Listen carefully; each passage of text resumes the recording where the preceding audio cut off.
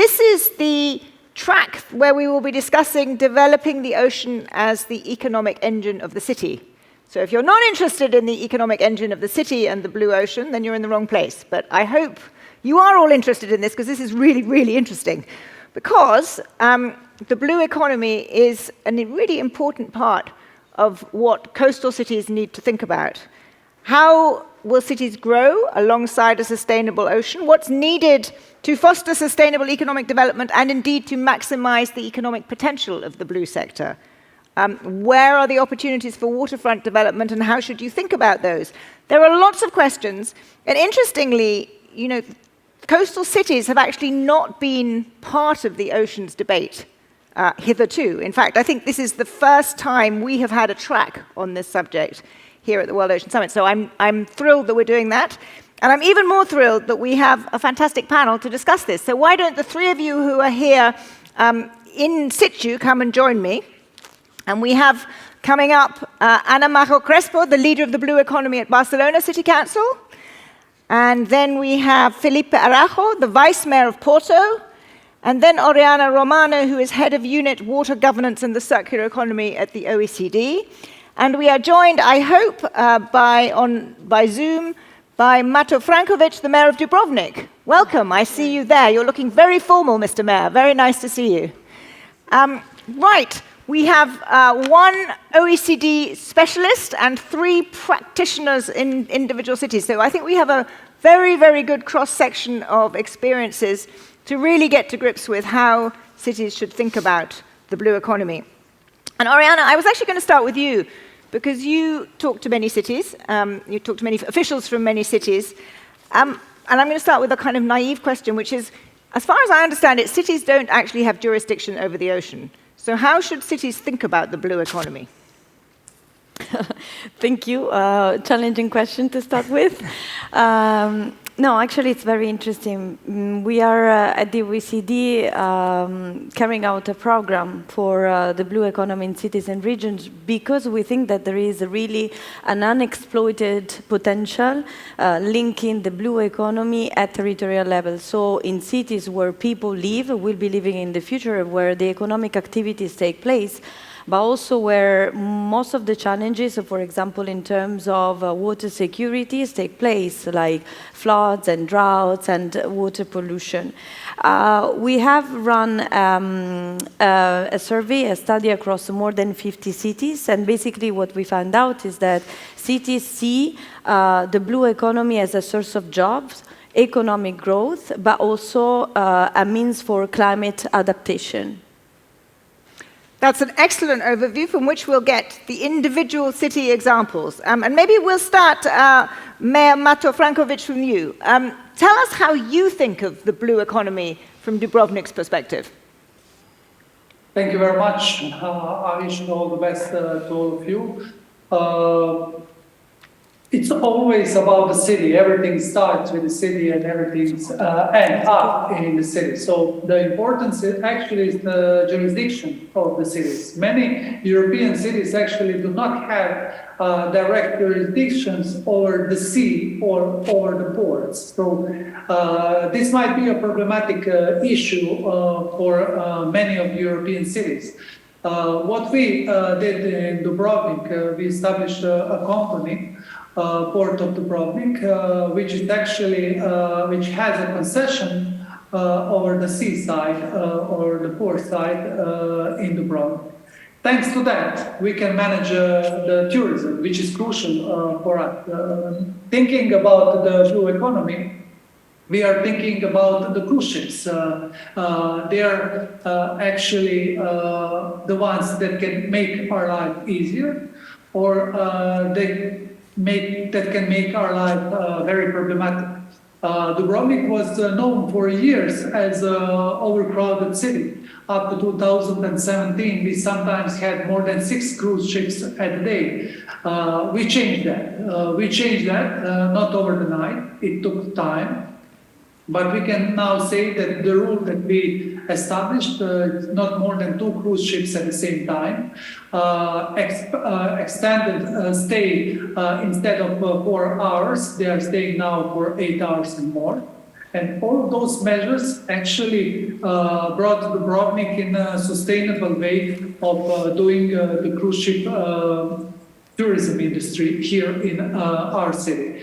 So the importance of the cities and the controlling of the port exits is crucial for the inhabitants of the cities in Europe and worldwide, and also for the tourism economy, because no one wants to come to the city, which is an overcrowded city, and we did face, all of us, all of the world ports, faced the problems in the previous 2 years.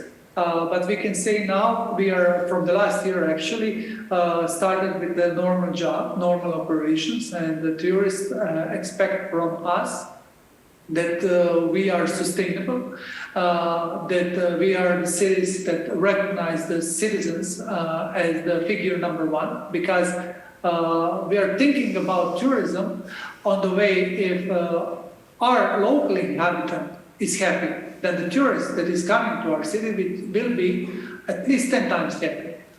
So this is a crucial and main figure in sustainability of any tourist city. Thank you. And that's I want to come back to discussing or learning from you how you reached that agreement with the cruise liners, because it's a really interesting example of a partnership. But first, let's hear from you, Anna, because you, in Barcelona, you published a strategy to foster the blue economy last year, which I believe you led. So tell us, what are the projects, measures you introduced? Tell us how you thought about it.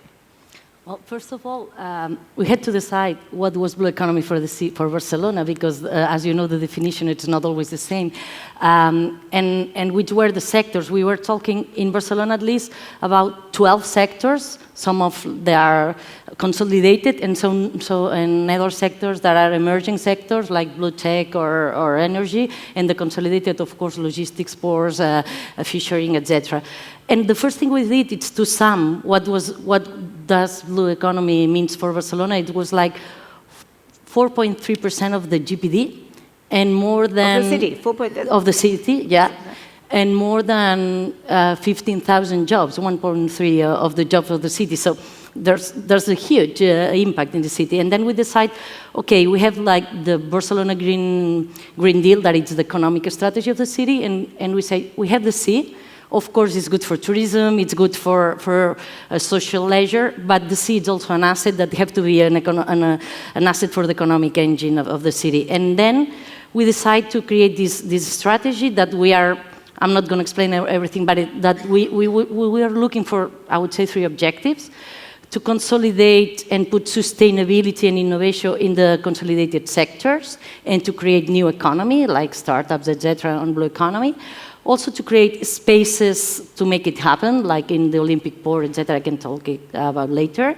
We also wanted to link this economy with the city and with the sustainable projects of the city, like the sewers, etc. So how the infrastructures help to make the blue economy possible, and also positioning the city, like having events, networks, etc. that, let's say, raise the awareness about blue economy of opportunity for the city. So this was what we thought, and then the strategy have like 8 axes, 44 measures, 15 projects. We can talk about that, some examples, how we make it done, because the strategy was designed 1 year ago, 1.5 years, and after 1 year, 80% of the projects are already ongoing or done. So we wanted something with short-term impact to really create jobs and create companies in the city. So, wow, yeah. Wow. Well, we'll delve more into that, but that's action-focused and then achieving results. Felipe, do you have a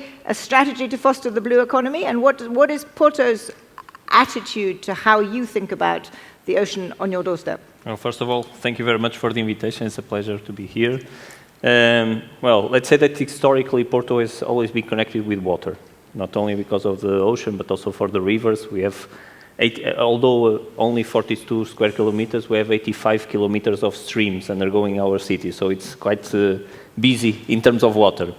And first of all, in taking what Oriana says, it's very important to notice that to have a blue economy, to have an ocean that is sustainable and not polluted, we have to deal with the major urban centers that are one of the big causes of pollution. So first thing that we try to do in Porto is to have it an integrated management of water in the city. So it's everything that you think about water is dealt in Porto by a municipal company, water and energy municipal company that deals with everything. So if you talk about rain, stormwater, drainage, sewage, whatever you find, it will be done, managed by a single entity that takes care of it.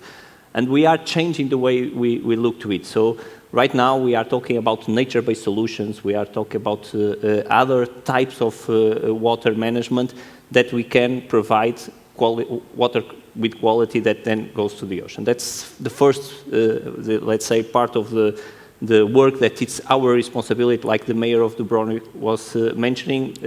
Many other things are not in our competencies. We can influence, we can foster innovation, we can work in many other things. Another essential thing is climate adaptation. So what are we going to do with the climate that is changing, how the cities, the coastal cities will deal with it, and that's very important, especially in Porto, because of coastal overtopping. We have lots of problems in the winter, and so it's important for people to understand that the cities will have to adapt to this part. And this is a lot related. And then there is what we are talking before, the economy behind it. And for Porto, it's very important because Porto is, well, the port is not in Porto, it's in Matosinhos, but it's like a few 100 meters from Porto. And it's the major export port of Portugal. The north region is exporting through this port. And we have a lot of problems that the mayor of Dubrovnik was mentioning also about cruise and all the things that we have to change in terms of having greener ports, all the sustainable fuels that we have to start producing, all the renewable energy that we need to have in the ports for the ships to be connected to this energy and not being spending fuel when they are in the ports. And a lot of these things are the one that will foster all the companies, all the innovations. And that's a lot going on the ecosystem of Porto with a lot of R&D, a lot of systems. Then I can probably explain a little bit better what are the type of things that we are mentioning about the energy and many other things that are going on. But a lot going on the blue economy in cities also. But that's great. So all three of you have mentioned different aspects of what is clearly many, many different sectors coming together at the city level. And Oriana, you look at lots of cities doing this. Is there a sense of cities learning from each other? Is there kind of best practice? Is there talk me through how you're maximizing the impact at the OECD of the learning from what one city can, what the mayor of Dubrovnik can learn from Porto and vice versa? Well, it seems that the blue economy in cities and regions as an umbrella concept, or what Anna was mentioning of the sectors between the traditional one, fisheries, seafood, tourism and port activities, and those emerging ones that are more related to biotechnology, marine technologies and so on, are still somehow incipient in many, many cities and regions. There are at least three dimensional factors that we can take into account. First of all, cities and regions, so subnational government had been not really inside the international debates on the blue/ocean economies. This is due to the competencies that we mentioned on seas, but also because there is a limited definition and vision on the blue economy being only related to the ocean and the sea. But if you take rivers such as the Amazon, the Mississippi, the Colorado River, they also provide the same economic benefit and cost, and also the same nature-based like ecosystem services. So this is the first point of the international debate, where the cities are basically absent. The second is that when there is a national blue economy strategies, in most of the cases there is no really a coordination that is foresees across levels of government, and multi-level governance for the blue economy is absolutely necessary because of all these interactions. We are talking about systems, so is economic activity, yes, but cities have a lot of competencies in terms of land use, in terms of energy, water and waste that Felipe was mentioning, and plus they are responsible of 64% on average in OECD countries of climate and environmental spending, so they can really have a say. And when it comes, and this is my third point, to the local level, a few cities have a vision. So where are we going from now on to make the blue city, the blue economy sustainable, resilient, circular, inclusive, because of course it has to be just. You create jobs, but jobs are changing, and also there are more or less vulnerable people. So how to make sure that these cities communicate also to learn and to build some capacities. And what we are doing at the OECD is basically to create this acceleration network and to make sure that also information is shared and capacity is definitely built. Great. Well, we're going to do a little mini version of that on this panel, some information sharing. But firstly, to remind you all, if you have a question, either just put your hand up, and I'll make sure there's time at the end, but even during the discussion, the lights are now on enough that I can actually see you. Just put your hand up. Or use Slido. And there's actually a really interesting question that has just arrived on Slido, and I was going to ask you of it, but maybe others of you can jump in, which is, how do you as a city make sense of the broad economic landscape, and how do you decide where to get funds? Do you use blue credits, blue bond funds, etc.? Have you tapped into the funding that comes with thinking of the blue economy?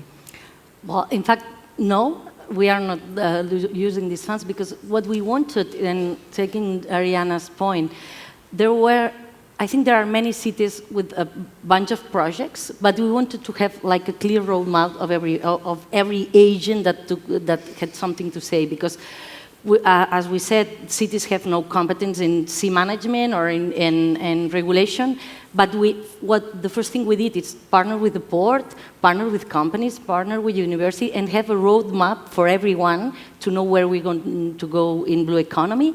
And then our strategy, it's not let's say the city council strategy, but it's the strategy of so the governance is very important. And we don't finance all the projects. Some of them are financed by the port, some of them are financed by the university, but we want to have like a clear roadmap about how we want to increase blue economy in the city. And it's true, we need finance, but we're not at that point. We wanted to do, as I said before, like quick wins, something that could have been done in 1 year to raise awareness, to see this is an opportunity for the city. We did a study of the new jobs niche and how we can offer free training to citizens to reach these new jobs. Or launch a blue economy startup program to accelerate projects. But this was not big investments in terms and that's why we did ourselves. And the big investments sometimes are in our partners. Said that, but that framing and that collaboration and that joint vision can then presumably be the basis down the road of financing. Yeah. Interesting.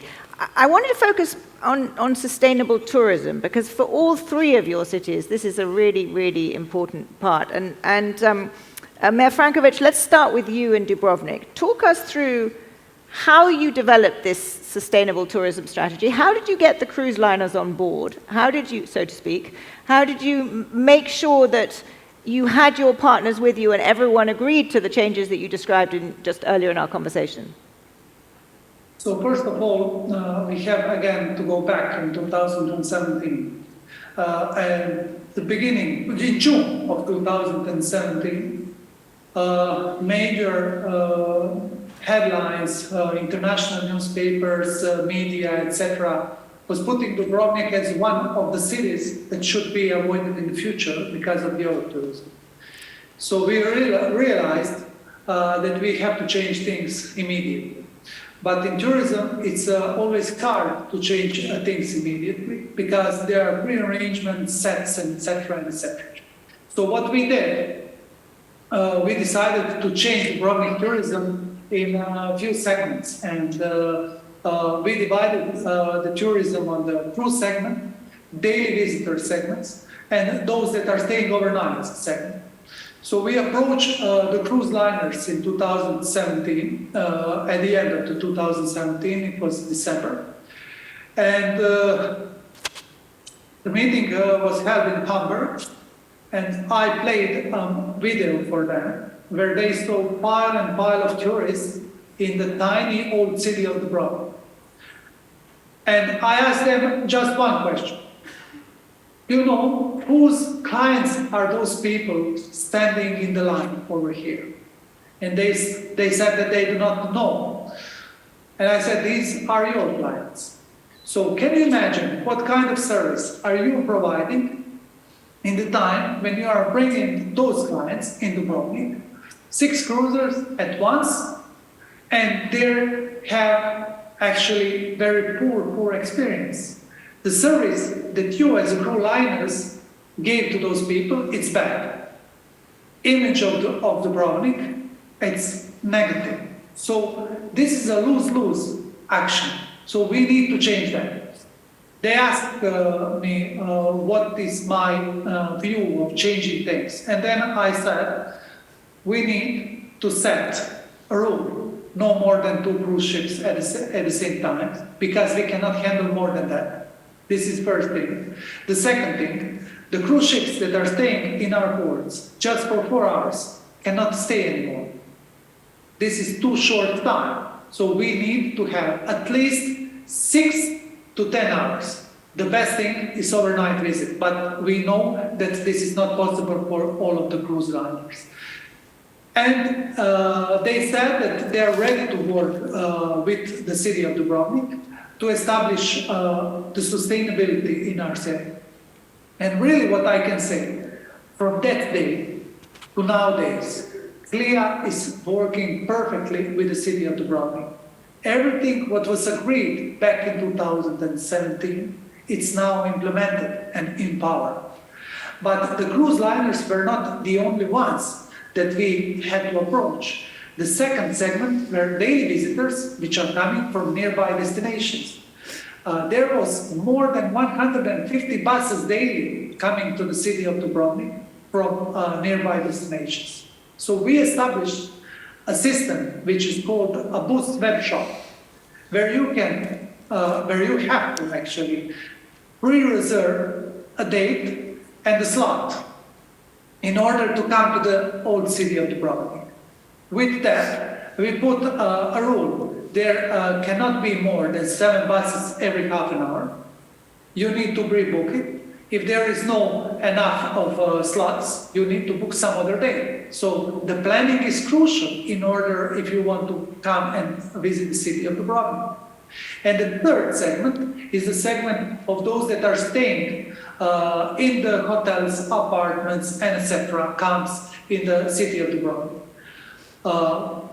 This is actually the hardest segment to reach. So what we have is a Dubrovnik Pass. It's a digital card to visit all of the museums. You buy Dubrovnik Pass and you have all the Dubrovnik attractions at one spot for the unique price. But what is important with that Dubrovnik Pass? Through that, we can directly communicate with all of those tourists that bought the Dubrovnik Pass. So what we are doing, we are sending them an information. What is the best time to visit Dubrovnik Old City? And with that, we made a diversification of the tourists. So if we compare the year of 2019 with the year of 2022, we have now direct data with the direct proof of things, what actually was done and how actually we changed the vision of Dubrovnik tourism. So back in, just 1 second, it is back in 2019, the peak arrival in the old city of Dubrovnik was from 10 in the morning to 12 afternoon. In 2022, the peak is from 9 p.m. to midnight. So we completely changed the arrivals and coming to Dubrovnik city and those big rush hours in order to put to sustainability. So our motto is, it was not about the number, it is about the flow. Thank you. That's really helpful. So to sort of summarize, you had a crisis, if you will. You had a very big problem. You had to work with different partners, the cruise liners, but then also on land as well. So you had to think holistically. And you came up with solutions that worked for everybody and has left the city more sustainable and presumably, also economically more successful. So when you hear that, I mean, clearly you have different situations. You're in different cities, you have different strengths, but tourism is part of it. And I don't know Porto well enough. I don't think you've had the same kind of crisis of too many people. No. But tell me, when you hear that, do you hear echoes of anything of the thinking that you've gone through? Well, I think in terms of, I'm talking about tourism and the cruise. It's we have segments that we have to take because they are not equal. And the cruise sector definitely has a lot of impact on cities, and I think the mayor of Dubrovnik explained it very well. First of all, when we are saying about cities not participating, is exactly what we mean. So we are not participating on the cruise because it's related with the port, but then the cruise has a huge impact on the city, a huge impact on the terms of number of buses that in a few moments they are all over the city with hundreds of people going around, but on buses when we have public transport, for example, that people could use. Because they are staying for a short time, and tourism in a city, we usually like tourists to stay 2-3 days, not a short time. And besides that, they have a huge impact in terms of pollution. So we have several things that the cruise sector is, or at least has a lot of challenges. I will put it in the bright vision. A lot of challenges that they have to solve. And one thing that the mayor explained very well is that we as cities, we have to manage, we have to regulate. And that's the only thing that we can do in order to cope with the difficulties that we have. How do you regulate in Porto? The truth is that we, before, for example, having tourism buses, we had regulations in place. So they only were deployed after we had regulations. And we are trying to do that with all the sectors that are approaching, like, for example, the new scooters that you have all over the cities. We only allow them to enter Porto after we had the regulation in place, after we had the right places where they can park and they cannot park anywhere else. So it's the only way to deal with these kind of things in terms of the increase of the tourism.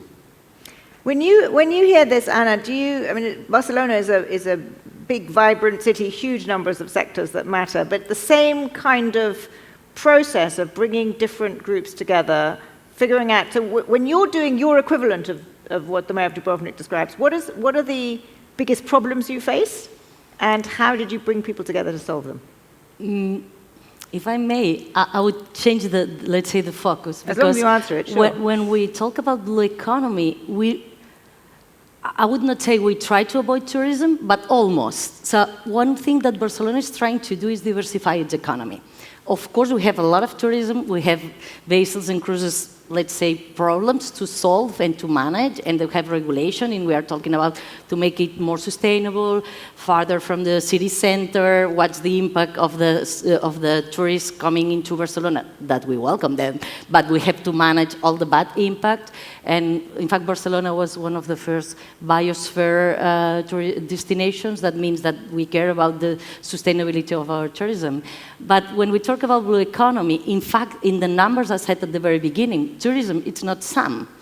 Why? Because we want really to foster many other sectors that offer opportunities to the city that are not tourism, because we don't want to focus on one only sector. So just to be clear, tourism is not a component of your blue economy? It's there, but it's not our focus at all. So we are not more focused, it's there because passengers and logistics of the import are there, but it's not where we are focusing our actions. Let me put an example.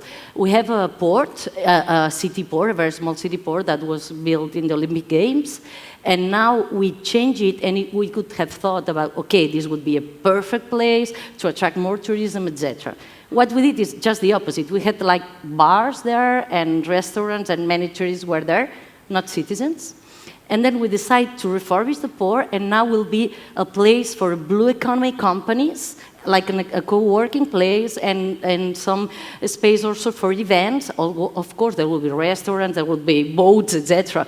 But what we are trying to do is a little bit like to shift this tourist focus and try to put there biotechnology companies or, I don't know, nautical refurbishment and refit. So this new type of sectors that we think have a potential in the city. That's really interesting. So that, Ariana, when you hear that, clearly we've got a very good example now of very different interpretations of what the focus of a blue economy is. And there's no right or wrong here. These are all important aspects of what cities do. But at the end of the day, these are two ways of increasing the attractiveness of a city. So traditionally, many coastal cities are attractive and they can provide, let's say, benefit from, and they can get benefit from the tourism sector. But there are also other ways for a city to be dynamically attractive. For example, spurring innovation, boosting different type of jobs related to the blue economy and the technology, research. For example, a city is attractive if it is able to retain talents, to create spaces for innovation, for new ideas, and this is what is happening in several cities.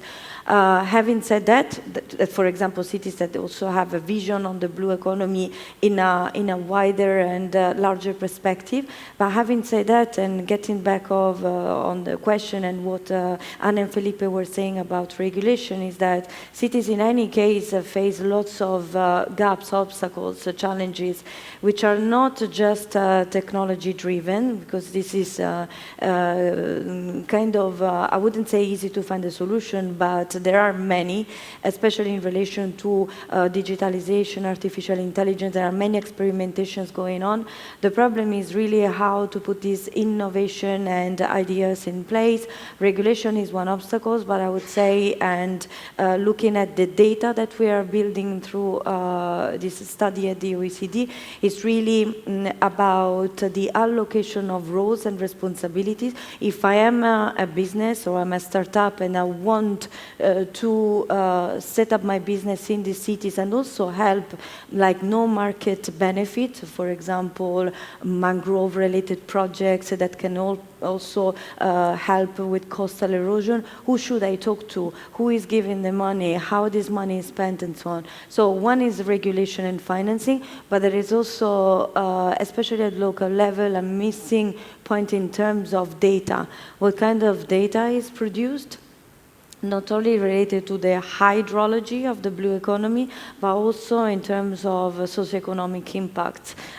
This is something that cities are still working. It's not an easy question to respond to. Are you, just as out of interest, Felipe, are you thinking about R&D, startups, that side of the blue economy in Porto too?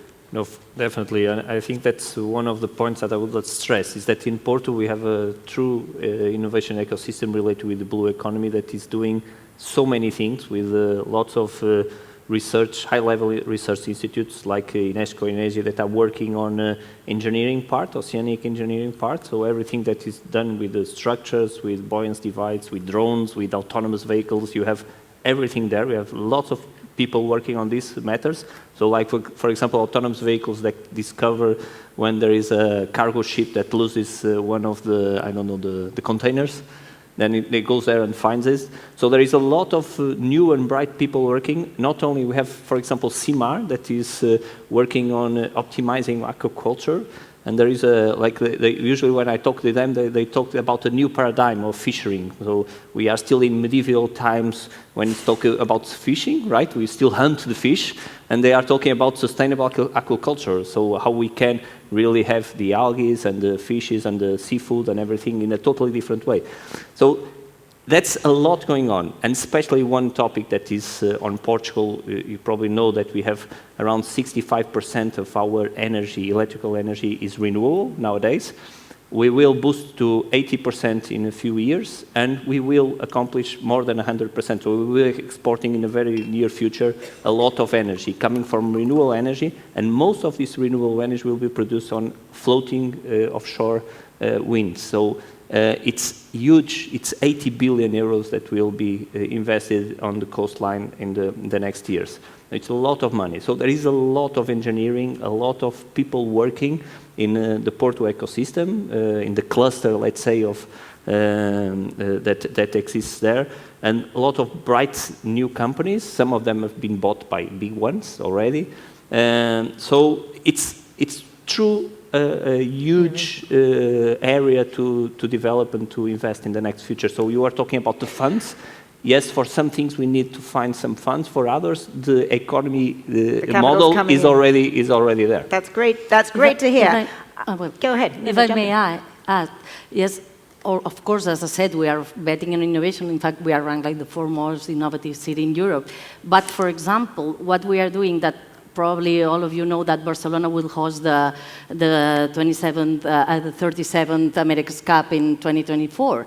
This is a tourism attraction, but at the same time, we're working with them to make it like a driver for innovation in the city and connecting with universities and startups and making this like the new, I don't know, engines that are sustainable and with hydrogen, etc. So, and also working to have a women's team and a youth team. So, linking always the tourism with the innovation and with the city. So this is what we try to... That's a great point. So you use the challenges, as in the cruise ships, but you also use the opportunities that come from hosting the America's Cup. Well, trying, let's say. That's a very good point. I'm conscious, I want to make sure we have room for some questions. So does anybody have any questions? Yes, there's a gentleman there, 6 rows back. If you could just introduce yourself briefly, that would be great. Hello, my name is Luis Gonçalves. I'm a water entrepreneur. I'm trying to build my startup about desalination. Okay, and considering that more than 50% of the population lives in the city nearby the shore, and are stressed with tourism, water is supplied to those cities a majority by dams and by recycling water. And recycling water is very energy consumption. What is your strategy in terms of sustainability, in terms of water? And why is desalination not looked as an alternative, considering that the water scarcity happens in the sunny countries? Thank you. Both really good questions. What is your strategy for water, and is desalination something you're looking at? Mato Frankovic. Thank you very much. I would say, thanks to the good position, the city of Dubrovnik is very wealthy with water, and we have really enough of water that we can even export it to some other cities. But through modern days, of course, we are just recently we built a purification machine in order to have 365 days through a year clean water, because due to rain and floods, sometimes water in Dubrovnik was muddy, but not more than 20 or so days within a year. So in order to change that, we built a purification plant, and we have now absolutely clear water. The thing what is important for us is actually building a sewage system. We are now investing around 100 million euros in a sewage water system in Dubrovnik, and in a sewage purification plant in order to control the sewage water throughout the city of Dubrovnik. So we are currently building all of this plant and purification system throughout the city, and we hope that in 2 years' time we will finish with that job. Thank you. What about Barcelona? I have to be honest, I'm not managing this, so I'm not an expert, so I prefer not to answer. We have 2 rivers, and we are So I would say desalination, it's not our main, let's say, focus. And I prefer not, No, that's not totally to comment fine. on that. Yeah. And Porter? I have to answer. I'm responsible for it. So. No, well, I believe you are Portuguese, right? Okay, so you know what I'm going to say. So everyone in Portugal thinks the water, at least from Lisbon north, let's say, the water, when you open the tap, there's always there. Okay, for 30 years now, no one remembers that sometimes there was no water. But since last summer, everyone knows about it, because we had a big drought. We have lots of rivers and lots of dams that were without water. So we had big problems, especially in the south. We still exist. And so we have to have a multi-strategy, let's say, for water. We cannot say that there is a problem without, for example, the north part of Portugal, there is more water, that we don't have a problem with water. We will have it, for sure. So this desalination or other methods we have to start using, not only reusing the water in better and most modern and with better treatment, wastewater treatment plants, so we have to modernize them. We more or less think, I think, that everyone has done their best in wastewater treatment, so everything is done right now and we are okay. No, we are not okay. We have to invest a lot more because we will need this wastewater to reuse them in the future, for sure. Another thing is that we will have to understand that distribution production of water will become feasible, because producing water in our own house, it's a matter of the energy that we spend to produce it.